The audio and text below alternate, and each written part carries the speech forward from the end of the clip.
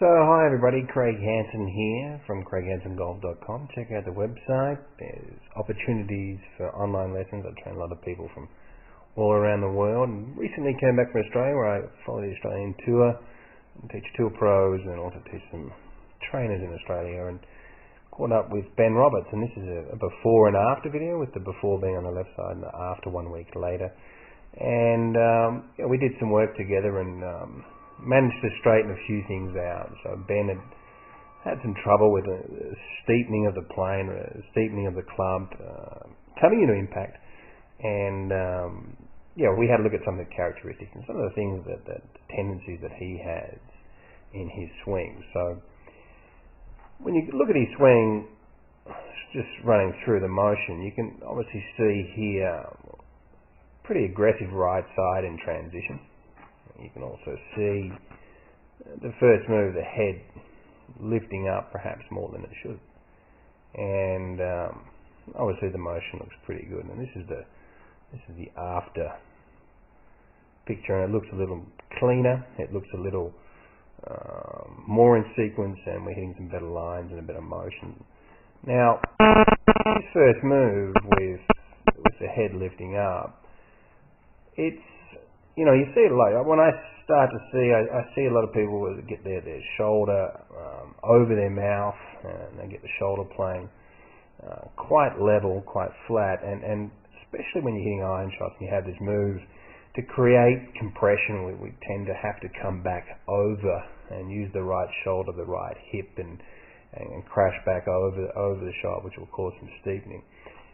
What we did is, when we have a look at this, we get to the top here. What we did is, when we sort of draw a number from the shoulder down into the belt area, we can see we're up around 65 degrees, which is quite high. So we got the hands to deepen a little bit, and we got the feeling.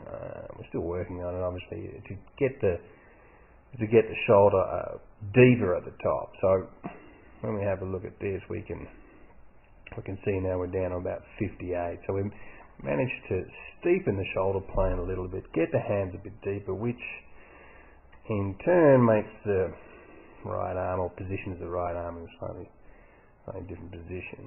So from here, we had different sequence feels. We did something with the wrists, but we had a different feel that when we come down, we can see now that when the left arm is parallel to the ground, we can see that the shaft is matching up, starting to hit some nice lines running parallel, and we can see from here, we can see part of the left knee, and the left arm is parallel, which is always a good thing. And we used the right lat, and we used a bit of pressure down, and we used a few sensations of resistance and holding and waiting and pulling downwards to stop things from lifting and lifting up into this direction, up into here. So we can see, from compared to here, we see no separation here. We see shoulder, hip, and foot and leg and moving at the same time, and we can see that when the left arm's parallel to the ground, that we can see that the right foot's lifted a lot.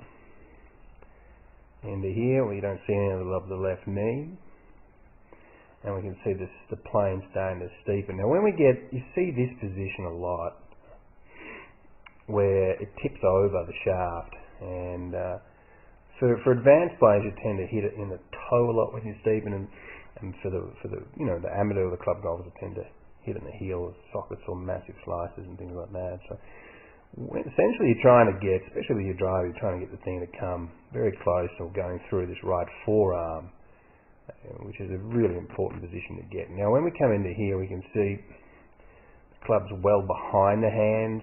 The club's tracing down more from the correct path, and this one's actually coming over the top. Now, this line that I've drawn over the ball, you can do this yourself. It's just like a wall. If you can imagine that's a wall just directly over the ball. Your club really shouldn't run into this thing, especially with the driver, before you hit it. So if you're crashing into the wall, you know that you can have a look and you can see that the heel, or the shaft of the club is over the ball. You're coming way too far over. So we managed to get a better position. We can see it impact the right foot. It's because of the pressure and pushing downwards. We have a much better impact, and we had some much better golf shot. So it's always interesting. We all have our different patterns, our different swings, and it's really interesting to get yourself on the right track and get the correct information. There's all sorts of different exercises, obviously, that you can apply. You can put in different types of things where you just stop yourself or help yourself lower planes and hold things back and hold right shoulders back and things like that. So when you look at this move from the top, it is a very interesting move, and everybody feels it differently. But you can see by a lot of the great players that you can see how the right shoulder, the right lat, and how the loading goes. Looking at how we move in transition and getting this right arm into the correct position is extremely interesting, and it's an area that's it's not looked at enough.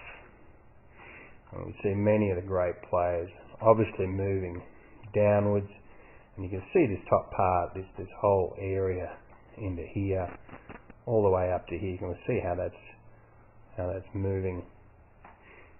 And there's so many different areas. This is an area in the golf swing that's really not looked at enough.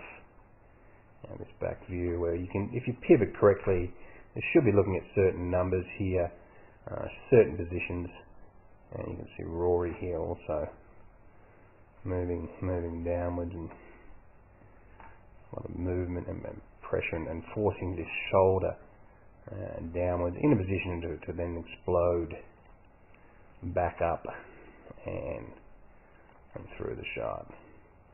So anyway, check out the website Hanson Golf.com and check out the online lessons, and send me something through. We'll get you on the right track. Thanks for watching.